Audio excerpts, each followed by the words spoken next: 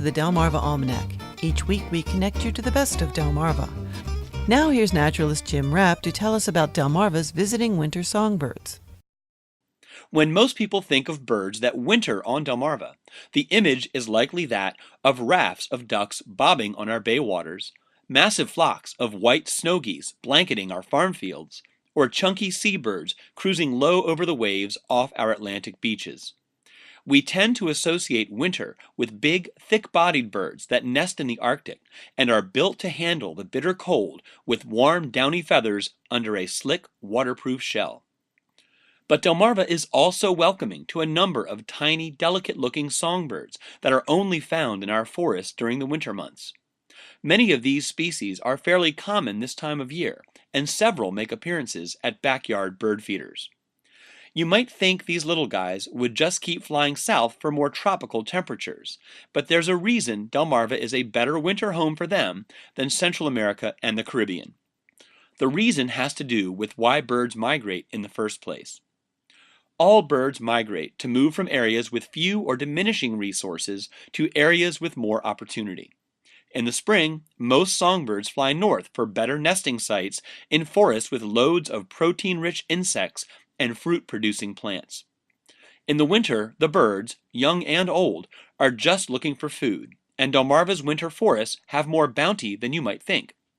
As long as food resources are present, most tiny songbirds are incredibly well adapted to tolerate temperatures that drop well below freezing. And with many of their competitors far off in the tropics, they'll have better luck finding food here on Delmarva. Songbirds have several adaptations to help them survive winter.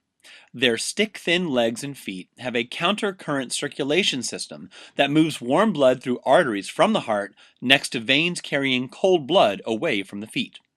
The system chills the artery blood so that by the time it reaches the bird's toes, it's already cool. This keeps their core body temperature from dropping to dangerous levels. Songbird feet and legs have very little blood or moisture in them, so they can perch on an open branch or metal perch and not freeze. Their feathers help keep them warm too. Downy feathers act as insulation under the outer feathers by trapping warm air next to the body. During a winter storm or heavy snowfall, songbirds seek shelter in evergreens and thick, tangly hedges. The little birds fare better when they can stay out of the wind and freezing rain. Woodpeckers and chickadees hide out in tree cavities to escape winter storms. If the birds know of a steady food supply, such as your backyard seed and suet feeders, they'll gorge themselves to fatten up. Chubby birds can survive on fat reserves until the snow melts and exposes feeding areas. The songbirds that are found on Delmarva only in the winter are survival specialists.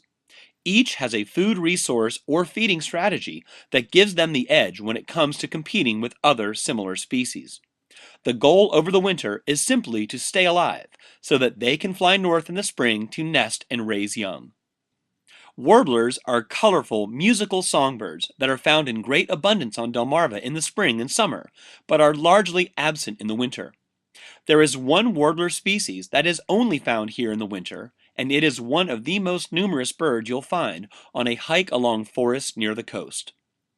The yellow-rumped warbler's winter plumage is streaky pale brown with flashes of bright yellow on the sides and a distinctive yellow rump patch just above the tail. Some birders lovingly refer to them as butterbutts. Large flocks of busy yellow rumps can be seen feeding at the lower outer edges of forests. They are the only warbler capable of digesting the waxy coatings of bayberries and wax myrtles, two plants that are plentiful at the high ground edge of Delmarva's coastal marshes. Taking advantage of this food resource allows yellow-rumped warblers to winter much farther north than their tropical wintering cousins. Another bird with a yellow body part can also be found on Delmarva in the winter, and this species has a truly specialized feeding strategy. The yellow-bellied sapsucker does just that.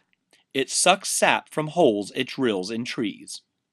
These woodpeckers are mostly black and white, with white or pale yellow bellies. Males and females have red foreheads, and males also have red throats. It is the only woodpecker in the eastern United States that is a true migrant. Our other woodpecker species reside here year-round. The yellow-bellied sapsucker makes two kinds of holes in circular patterns around tree trunks. Round holes are made deep in the tree, and the sapsucker inserts its brushy-tipped tongue into the well to suck up the sugary sap. Rectangular holes are shallow scratches in the bark and must be maintained often for the sap to keep flowing. As wells dry up, new holes are made in parallel rings above the old ones. If you see circles of neat, orderly holes on a tree during a winter hike, this is likely the work of a sapsucker. They also eat insects and spiders that get stuck in the oozing sap, or forage for them under flaking tree bark. Another insect and spider specialist is the brown creeper. As their name indicates, these mousy birds creep up tree trunks searching for invertebrates tucked in bark crevices.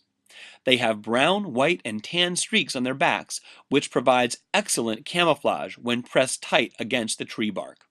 Their bellies are mostly white. Brown creepers search for insects and spiders by spiraling upward around thick tree trunks and branches, using their tails for support, much like a woodpecker. They use their thin, down-curved bills to investigate crevices in the bark for food. When they begin hunting on a new tree, they fly to the base of the trunk to begin their climb to the top.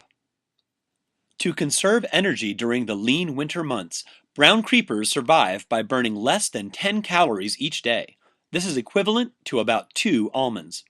When bugs are scarce, creepers augment their diet with small amounts of seeds.